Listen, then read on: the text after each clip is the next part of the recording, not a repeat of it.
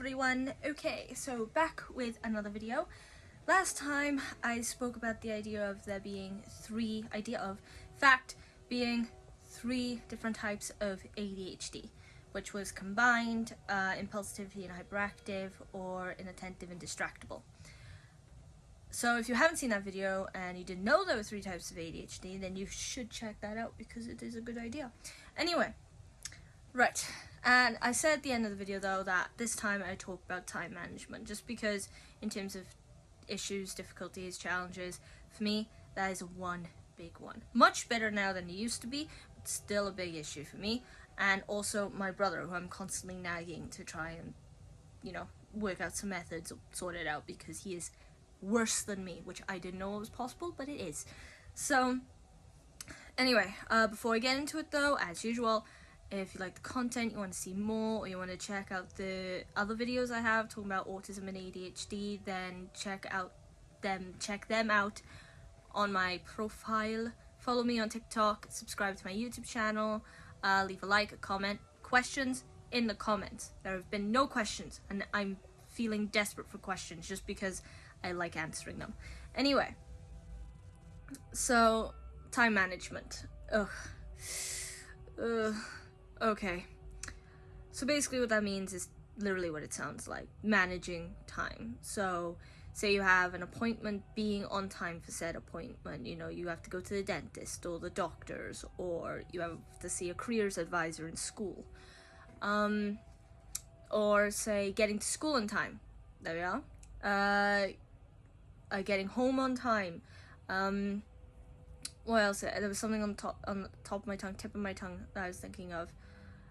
Oh, deadlines, that's it. Deadlines for like work, if you're in, and that comes down to, if you're in a 5 to 9 job, 9 to 5 job, if you're in school, if you're in university, basically any walk of life really. If you have a deadline, whether the deadlines you set yourself or someone else has set for you, keeping track of them, getting things done in that time exactly.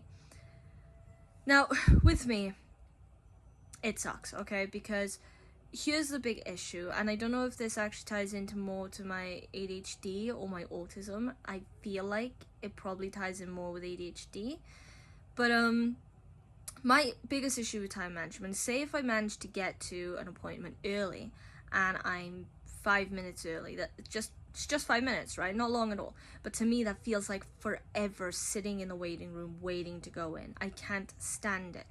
I also don't like being late, because more often than not, I've been scolded or had a row for one reason or another, usually off teachers and such. And every time I ever told them, it's like, oh, I'm really sorry, I just didn't want to be waiting outside for ages, which to me, in my head, it sounds like, a perfectly good reason, just because I find it so unbearable. It doesn't occur to me that probably for the average person or non-neurodivergent person, waiting 5 minutes isn't that bad. It's easy peasy. Better to be there 5 minutes early than be there late.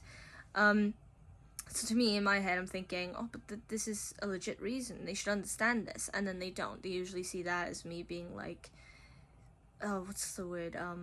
Flippant, I guess. Cheeky. It's usually cheeky. That's the one that's come up most often. And of course, as a kid or as a teenager, I didn't like hearing that, because I was thinking, hang on, I just didn't want to be like fidgeting and finding it difficult to concentrate. I didn't want my nerves to flare up, but I couldn't communicate that to them. I couldn't say all that at once. So more often now I get in trouble for not really caring about when I was supposed to be somewhere, which wasn't the case, because I cared a lot.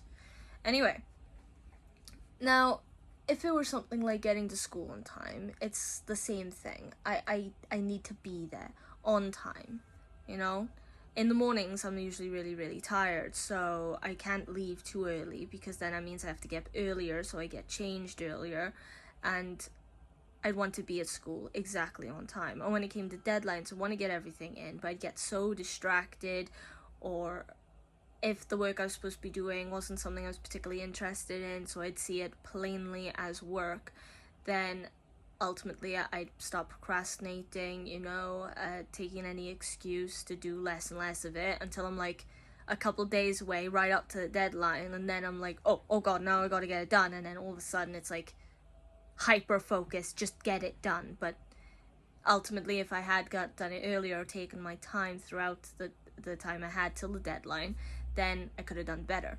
So time management is a big problem for lots of people with ADHD, because again, I'm not entirely sure why, but in my head, like just going off how it just feels like it comes down to attention more than anything else. If it's a task I really, really enjoy, say an art deadline, because I loved art in school, then yeah, I'd get it done. I'd be doing it every day, and not just because I'm supposed to, because I want to. But if it was something like math, and I have nothing against math, there are aspects of math I found really cool, fascinating, but my teacher sucked. She was really, really, really, really boring. She did not make me enthusiastic about the subject at all. So I'd always see it as just plain old work.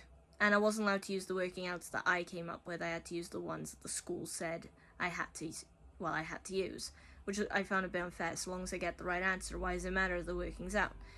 But anyway, so when it came to things like that, it'd be like, okay, I'll do it tomorrow, day till deadline, oh great, I have to do it now. And then, to be honest, it'd be super stressful. Of course, like everything else, there's a way around it. You know, there are methods to building it. Now, for me, I've decided that when it comes to deadlines, like in university and such, I would set things apart. I know that even if I'm interested, sometimes my attention won't be there. I won't be able to bring myself to complete my work. So what I would do is I take an hour. I go, right, it's 1 o'clock now. Right, from 1 to 2, I'm gonna write. And I'll write something. And once I've written it, or done whatever piece of work it is, I'll work for that 1 hour there. Then for the next hour, I'm going to do stuff that I like doing. I'm going to play a video game. I'm going to watch another episode of, Attack on Titan, or Walking Dead, or something like that. And then, or I'm going to draw. I'm going to read a book, because I like reading. I'm going to do anything, basically, that I like doing for the next hour. Then the hour after that, I go back to my work. Now, keeping strictly to the hours eventually became quite exhausting. I still use this method, but it's not my favorite one. Instead, though, I've gone to the point where I will set in my mind a certain amount of work to do, and I will do that work, say, again, writing an essay, and I say, I'm going to write 250 words. I'll write about 250 words, anything that goes just over, and then I'll go, right, that's a lot of words for me. Now I'm going to do something I like. Then I'll go back and do another 250 words. Because sometimes it'll take me minutes to do those words. Sometimes I'll be a little distracted, but because I've said I'm going to do this, I'll do it. And it'll take me a little longer. Point is, it's not so consistent and routine that it starts to feel like work or like pressure. So I tend to do that. But when it comes to getting places on time, it's more like I've developed to the point now where I'm good at estimating roughly the exact time it takes me to get from point A to point B, or how long roughly I'll be waiting for someone if I'm going somewhere for someone else's sake, like taking a brother to an appointment, for example. He's gonna go in, I'm not gonna go with him, so how long roughly will these appointments take? And it's like, if I want to drive from where I live to, say, a relative's house, and I'm like, well, it's about half an hour away, and they're like, oh, I'll be home at 1. I don't want to be waiting around in the car until they turn up home. So what I'll do is I'll go, right then, I'll leave, because I know it's about half an hour. I will leave exactly 12:30. Yeah? So then it's half an hour roughly to get there. And the same was with schools. Like when I was walking to school, I knew it took me about 10 minutes to walk to school. So I'd go, right, I need to be there by 8:30. I'll leave at 8:20, and I'll get there exactly at 8:30. See? And then sometimes it meant I had a bit of a lie-in because I was working out this time exactly as is. Now, that's the issue with time management. Because of my inattention, I want to be there on time. I don't want to be waiting around for ages. I don't want to be held up for ages, because then especially if it's something important like a doctor's appointment. I'm not going to remember anything I wanted to bring up, anything I wanted to ask. My nerves and my inattention will get the better of me, and then I will not do my best, if that makes sense. So yeah, so there are lots of like more scientific or more medical terms and explanations for why time management is such an issue. So if you're interested, look that up. But I'm just talking from the point of view of why it is an issue for me. Now, perhaps someone can relate. If you can relate, put that in the comments, because again, it's good to know when someone relates. That's on my side, on your side, on whoever's side. Now, so I think that's about it I want to say about time management. It's such a sort of niche portion of ADHD. I find it a little bit boring to talk about, which probably is evidence of why it's such a difficulty for me. But yeah, that's all I really have to say about that. I've also noticed I've gone through my videos that a lot of my videos I'm talking about difficulties and issues and not enough about positives and strengths, and there are lots of positives and strengths with both autism and ADHD. So on my next video I'm going to explore one of those positives. Not sure which one yet, but one of them.